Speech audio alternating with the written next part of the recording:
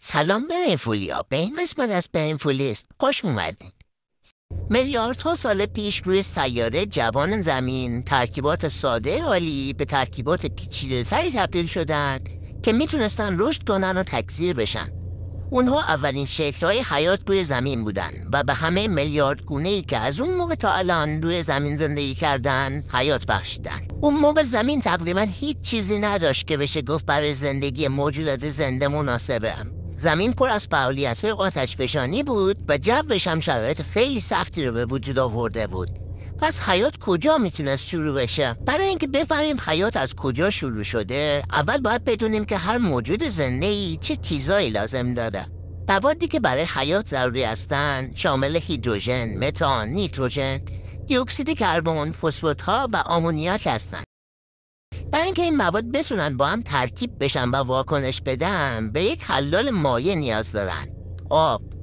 و هر موجود زنده‌ای هم برای رشد و تکثیر به منبع انرژی نیاز داره. موجودات زنده دو دسته هستن: خودپرورها مثل گیاها که انرژی خودشون رو تولید میکنن و دگرپرورها مثل حیوانات که موجودات دیگه رو برای انرژی مصرف میکنن. اول موجود زنده قطعا موجود دیگه‌ای برای مصرف نداشته، پس باید یه خودپرور بوده باشه که انرژی رو یا از خورشید میگرفته یا از گرادیان‌های شیمیایی. حالا چه جایی این شرایط رو داشتن؟ جایی که روی زمین یا نزدیک به سطح اقیانوس بودن، به نور خورشید دسترسی داشتن. ولی وقتی که حیات شروع شد، به احتمال زیاد اشعه‌های فرابنفش روی سطح زمین خیلی شدید بودن و نمیشد اونجا زندگی کرد. این مکان هستش که هم از این اشعه‌ها محافظت میکنه و هم یه منبع انرژی جایگزین داره. دریچه‌های هیدروترمال که کف اقیانوس قرار دارن و با کیلومترها آب پوشیده شدن و کاملا توی تاریکی هستن. دریچه هیدروترمال یه شکاف تو پوسته زمین هستش که آب دریا وارد محفظه‌های ماگما میشه و با دمای بالا و یه ترکیب غنی از مواد معدنی و ترکیبات شیمیایی ساده بیرون میادش.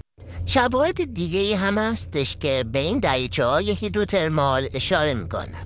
جد مشترک جهانی حیات یا همون لوکا اولین موجود زنده نبود، ولی تا اونجایی که میتونیم عقب بریم قدیمی ترینیه که میتونیم بشناسیم. ما دقیقا نمیدونیم لوکا چه شکلی بوده، نه فسیلش رو دادیم نه موجود زنده ازش مونده. دانشمندا اما ژن‌هایی رو شناسایی کردن که تو همه گونه‌های زنده امروزی مشترک. این ژن‌های مشترک بهمون میگن که لوکا توی جای گرم و بدون اکسیژن زندگی میکرده و انرژی رو از یک گرادیان شیمیایی میگرفت، مثل همونایی که تو دریچه‌های هیدروترمال وجود دارن. ما دو نوع دریچه هیدروترمال داریم. یه نونه بهشون میگیم سیاه‌فشان‌ها و دیگری سفیدفشان‌ها. سیاه‌فشان‌ها آب اسیدی و غنی از دی اکسید کربن رو تا صدها درجه سیلیسیوس گرم شده و پر از گوگرد و آهن و مس و بقیه فلزات ضروری برای حیات هستش بیرون میدن.